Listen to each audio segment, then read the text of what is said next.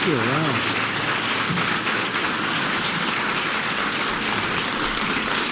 Well, that's really nice. Thank you. You're only doing that because I gave you the greatest and biggest budget in our history. And I've now done it 2 times. And I hate to tell the rest of the world, but I'm about to do it 3 times. So that's the only reason you gave me such a nice welcome. Thank you very much. And thank you to Vice President Pence for that wonderful introduction. It's an honor to be at the Pentagon with so many distinguished military leaders, and I especially want to recognize our acting Defense Secretary, Patrick Shanahan. He's been fantastic, wherever you may be, Patrick. Thank you. Thank you. We were talking just as I came on. I said, Pat, I have to go now. We're talking defense, and we're also talking offense. You know, we can't forget offense either, can we? We have the finest weapons in the world, and we're ordering the finest weapons in the world that you can be sure of. We're here to present the results of my administration's missile defense review. Our goal is simple: to ensure that we can detect and destroy any missile launched against the United States anywhere, anytime, any place. As we all know, the best way to keep America safe is to keep America strong, and that's what we're doing, stronger than ever. Joining us for today's presentation are great champions of missile defense in Congress, Senator Dan Sullivan, my friend. Thank you, Dan, very much. And Representative Mike Turner. Thank you, Mike. Thank you very much. Also joining us from the Department of Defense are Acting Deputy Secretary of Defense David Norquist. David, thank you. Secretary Mark Esper. Secretary Heather Wilson. Thank you. Undersecretaries of Defense Michael Griffin, Ellen Lord, and John Rood. General Paul Selva, thank you. Thank you, General. General Mark Milley, thank you, Mark. Thank you. Thank you. And congratulations. Very importantly, congratulations. General Joseph Langell and General James McConville. Thank you very much, everybody. Thank you. Before presenting the results of our missile defense review, I want to take a moment to express my deepest condolences to the families of the brave American heroes who laid down their lives yesterday in selfless service to our nation. These are great people, great, great people. We will never forget their noble and immortal sacrifice. This morning, I also would like to briefly address another matter of critical national security, the humanitarian and security crisis at our southern border. Without a strong border, America is defenseless, vulnerable, and unprotected. I also want to thank the military for helping us out during the big caravan period, but now you have more caravans forming, and they're on the way up, thousands and thousands of people. We don't know where they're from, who they are, nothing. We need strong borders.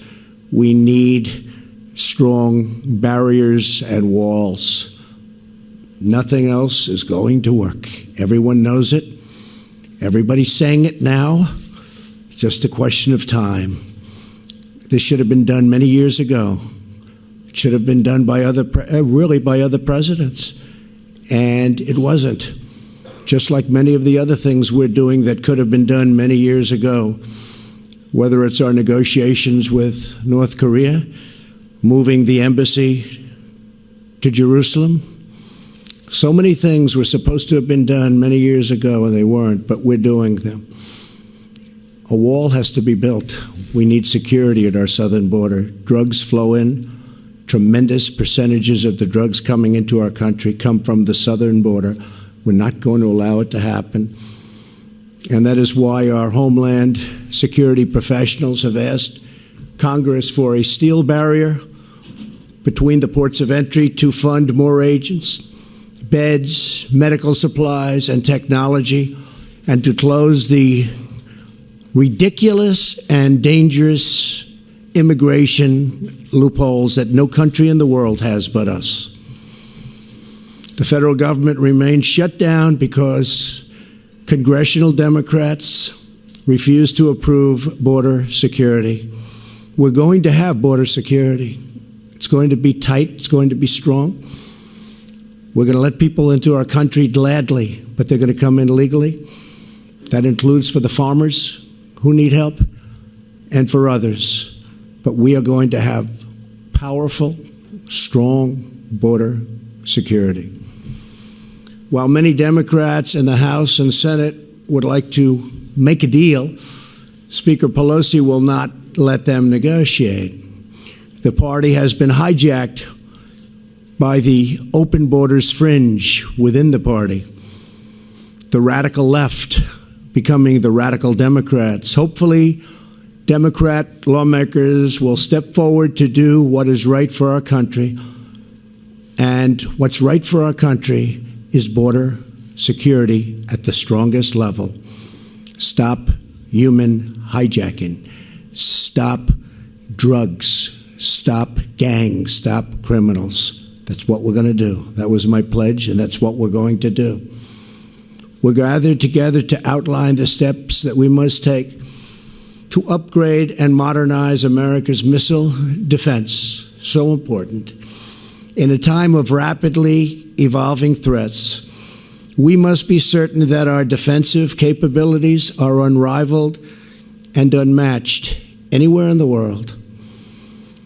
All over, foreign adversaries, competitors, and rogue regimes are steadily enhancing their missile arsenals all over. Their arsenals are getting bigger and stronger, and we're getting bigger and stronger in every way. They're increasing their lethal strike capabilities, and they're focused on developing long-range missiles that could reach targets within the United States. As president, my first duty is the defense of our country. First duty, the defense of our country. And defense has many different definitions and covers a lot of territory. I will accept nothing less for our nation than the most effective, cutting-edge missile defense systems. We have the best anywhere in the world. It's not even close. Our new strategy calls for 6 major changes in missile defense policy. First, we will prioritize the defense of the American people above all else. Our review calls for 20 new ground-based interceptors at Fort Greely, Alaska, and new radars and sensors to immediately detect foreign missiles launched against our great nation. We are committed to establishing a missile defense program that can shield every city in the United States, and we will never negotiate away our right to do this. Second, we will focus on developing new technology, not just investing more money into existing systems. The world is changing, and we're going to change much faster than the rest of the world. This past Tuesday, the Iranian regime tested a space launch vehicle which failed that will provide Iran with critical information, if it didn't fail, that they could use to pursue intercontinental ballistic missile capability, and a capability actually of reaching the United States. We're not going to have that happen. The United States cannot simply build more of the same or make only incremental improvements. What we've done to Iran since I've become president is rather miraculous.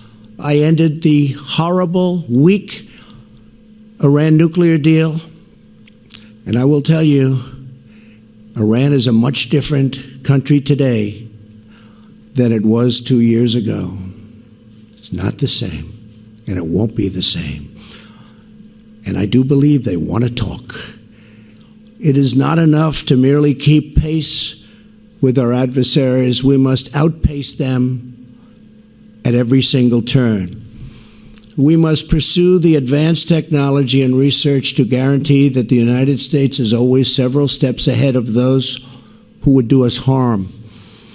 Third, we will protect the American people from all types of missile attacks.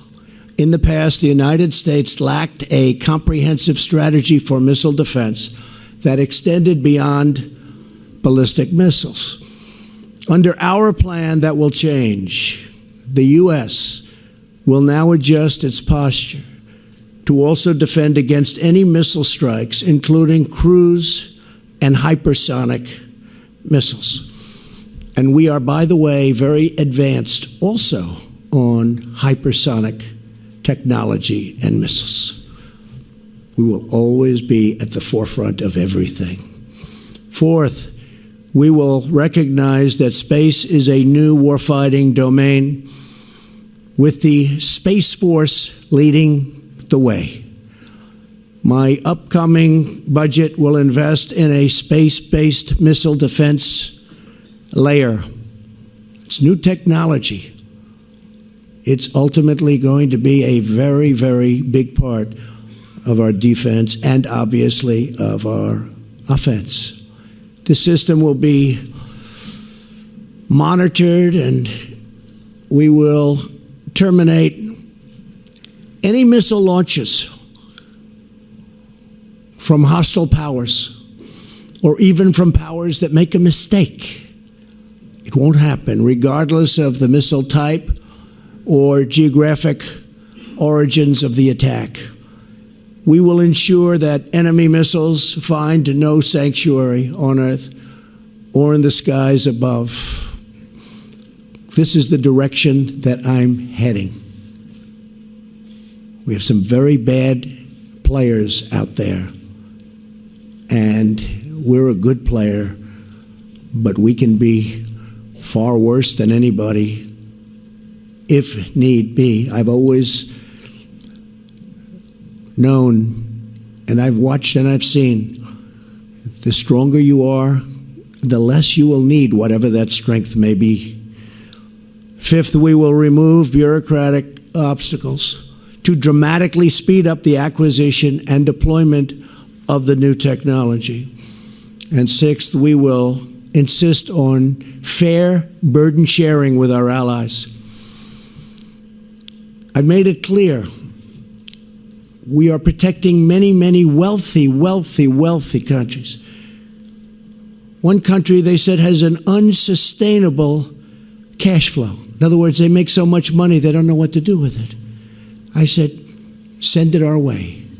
We're protecting you. Send it our way.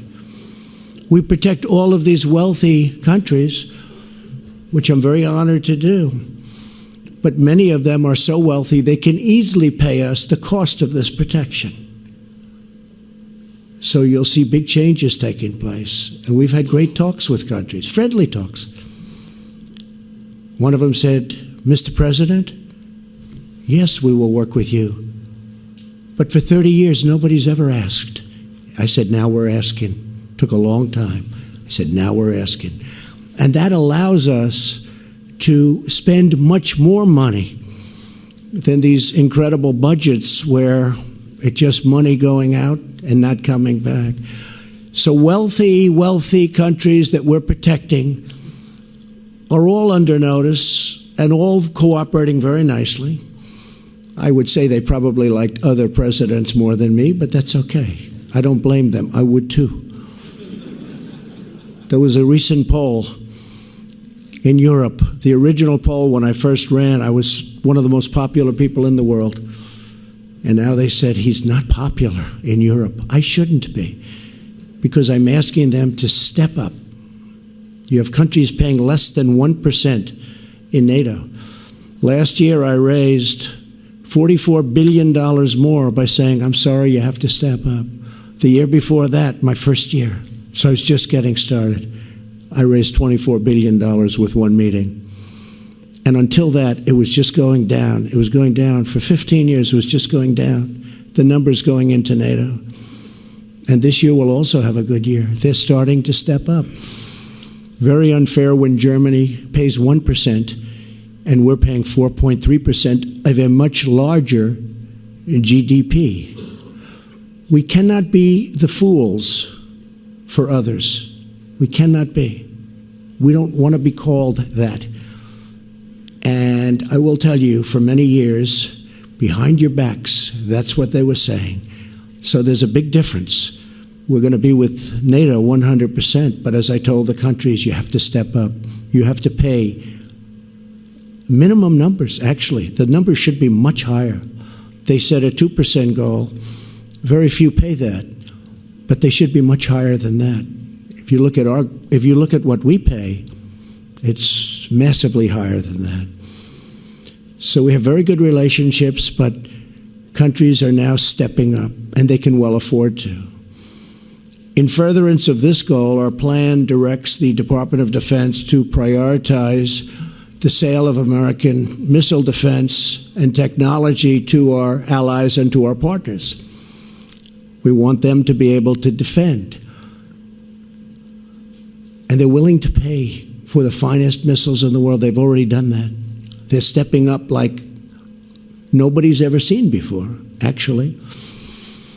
We will also leverage our network of partnerships to share early warning and tracking information and detect missile launches as early as possible. Today marks the beginning of a new era in our missile defense program. For too long, we have been held back by self-imposed limits while foreign competitors grow and they advance more than we have over the years. Part of the reason is we spend so much money on so many other places.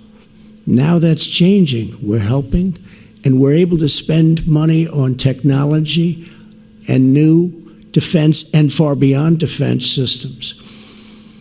So those days are history. Our strategy is grounded in one overriding objective: to detect and destroy every type of missile attack against any American target, whether before or after launch. When it comes to defending America, we will not take any chances. We will only take action. There is no substitute for American military might. But when I took office, you know it better than anybody in the world, our military was very tired.